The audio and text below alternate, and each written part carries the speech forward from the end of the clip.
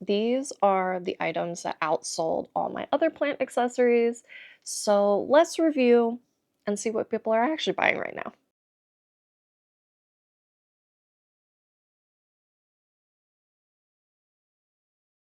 If you're new around here, hi, I'm Erica. August is currently laying on the back of my chair, so I'm perched on the edge. What can you do? Anyway, I run a small business called Hall Street Studio out of my home studio in Ellicott City, Maryland, where I make paper cuts, plant accessories, and horse girl accessories. So let's go through each item that was my top 4 in the plant accessories, details about why I think it's sold, and what we're gonna do. So let's get started.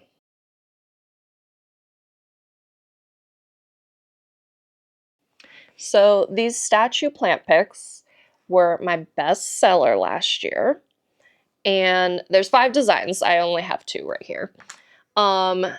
These are like a nice little giftable item. You know, I sell them for like $7 each. And like when we go to shows, I put them in a little dish, you know, filled with little green peas, and they're basically none left by the time each show is over. Especially David. And I think like part of that is like this resurgence of like classical art, and I think people are looking for like a lot more whimsy, which I think the whimsy especially like applies to all of the items in my bestsellers. You know, because there's nothing like having a little naked David in your plant pot just chilling. When it comes to like making these, the one thing is that like, as you've seen in other episodes, it takes quite a bit of steps, you know, like masking the acrylic and laser engraving it, and then paint filling, and then taking the masking off, and then cleaning up the paint fill, and then cleaning them, and then packaging. So I have actually been looking at a DTF printer where you can place things on the bed. And you know, like these ones that I make, this is a DTF sticker. So it's like a UV cured sticker of my art that I can just place on an object. So I just cut the clear part of this and apply the sticker to it. So in theory, I could cut the white part of this and put this in a home DTF machine and just like a printer, print the lines on it instead of engraving and paint filling and cleaning. Like it would just be cut the shape, print the lines, wipe down and package. So we'll see. That's a bit of an investment, but a lot of the things I do are with DTFs now. So maybe it's a worthwhile investment. One of the things I am changing is that online and wholesale, I was selling these in sets of 5, but I think I'm going to switch to selling them individually, which, like, if you remember, I made that new packaging.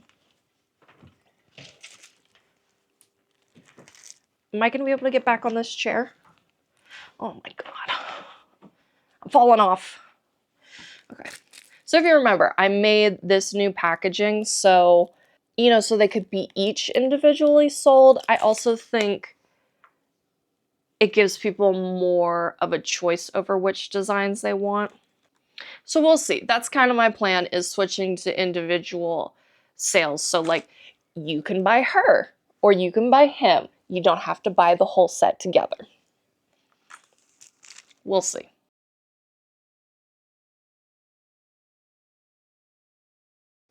My second bestseller was, of course, the ever popular Frog Wizard. Now, this is another plant pick, so my top two were plant picks. And I think this also feeds a little bit into the like whimsy classical art idea because it's got that like vintage, like sort of like an etching or engraving type artwork. And I think also, just the whimsy of a little character. Like he kind of reminds me of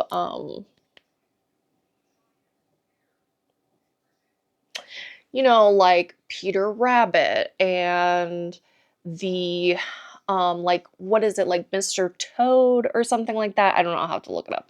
But like those vintage storybooks, like he's just a little weirdo. And everyone loves a little weirdo.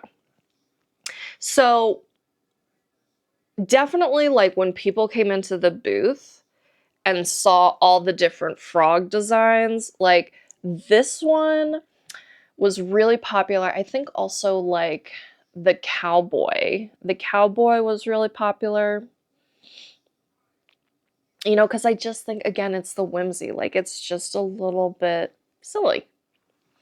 So, when it comes to making these, we touched a little bit on this in the statues. But again, I just cut the clear part.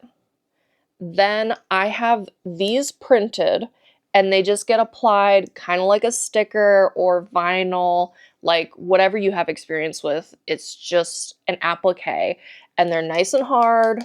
They don't scratch off. You can get your plant wet, like nothing's going to happen to it. So production isn't difficult. Like a lot of the work is like up front, like creating the design and creating the cut file and all that stuff. Like the actual production is a lot easier than the statues.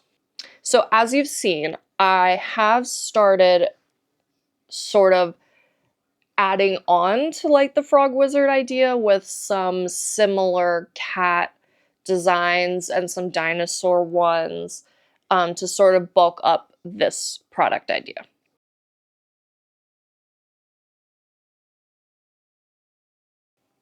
So number 3 on my bestsellers was the dashboard vases. Now, these are miniature. You can see the size they are. They're filled with resin. This is a glass vase. And then these are little, can you focus? Little glass flowers.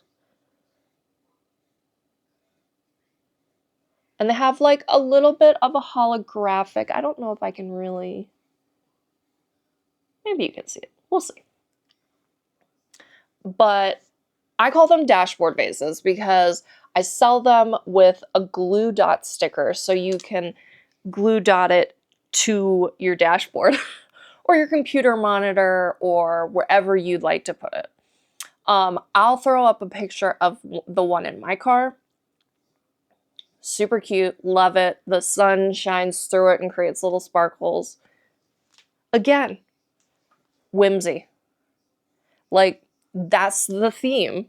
Whimsy. Like, how can you just sort of cutify and just make something a little bit unserious?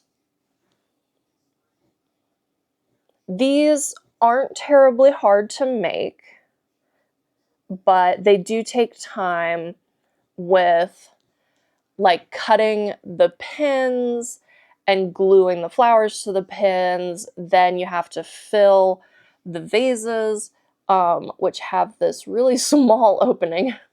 And then you have to fill with resin and then cure the resin.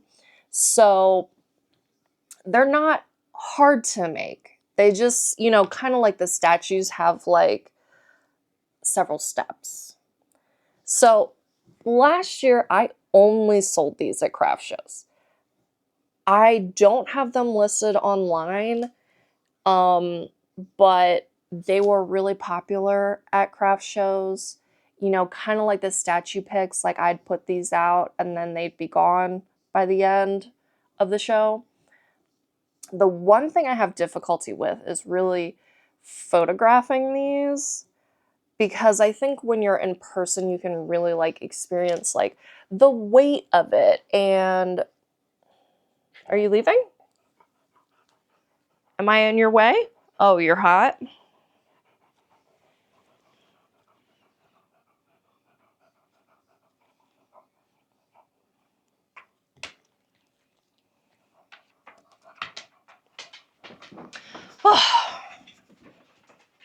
Now I can put the entirety of my butt on this chair. Where was I? Huh? Where was I? Do you want to see? Yeah. So I haven't really decided what to do about these this year. I really love them, and they're not hard to make. Like if I had an order for one, it wouldn't be hard to throw it together for an order.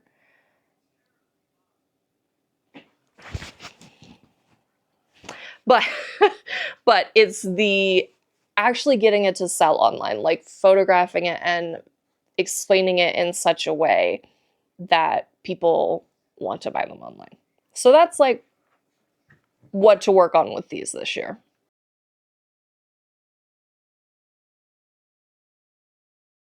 We're on to number 4, the vase. And Obi has come to join us. So now all 3 of us are here. So remember what I said. This vase pattern in the yellow and orange colors.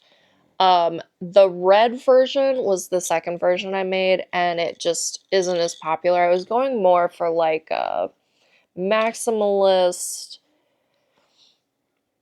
sort of people who are like more into like dark or neutral colors. But I think again with the yellow that it comes around to like the whimsy of it, you know, like to have a bright pop of color. And I think the other thing is that this has like a really intricate pattern. So when you have plants in it, like the stems kind of disappear, you know, like sometimes with some vases, all you see are stems, or it's completely covered, or the stems obscure the pattern, so you don't really see the pattern. But this kind of hides the stems while still being clear. And this has the same, you know, process as the frogs. I buy glass vases, I get these patterns that I painted printed as UV DTFs, and the application process is kind of hard. You guys have seen, you know, I have to put it in that little cradle, and then you start one section, like you peel back the backer paper and you start one section, and then you have to like slowly peel the rest of the backing paper off in order to apply the rest of the pattern. And there are certain patterns like the fern leaf one where I have like a lot of mistakes, like ones that aren't sellable because they wrinkled or whatever as I was applying them. Doesn't happen much with these because the pattern has like more space between them. And again, the yellow ones, it was just like you remember like when we were doing holiday season shows last year that I was just constantly having to make more yellow vases because they'd go out at a show and they'd be gone. So I think in the future, like, what am I going to do this year? I think, like, out of all my vases, the daisy pattern and this in the yellow are the most popular. So I think adding more of that whimsy factor, like this is also like leaning into that classical art idea. And it, you know, again, it's just that classical art and whimsy. Like that's, I don't know, is everyone escaping the world? Is everyone escaping? I'd like to. So I think this year we're going to add some more vases that mimic some vintage patterns that have little pops of color, And I like the detail of this pattern, so I think more that are detailed like this.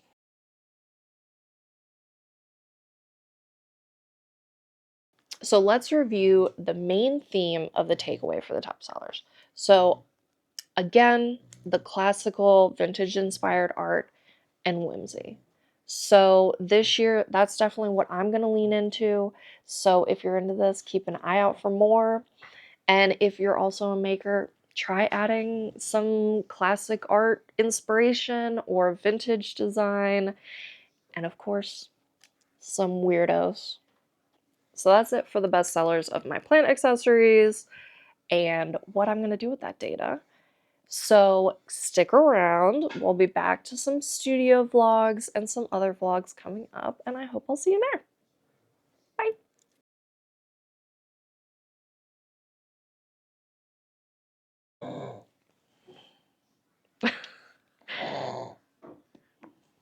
Hey, buddy. Oh, I'm sorry. You're okay. You're okay. He was dead asleep.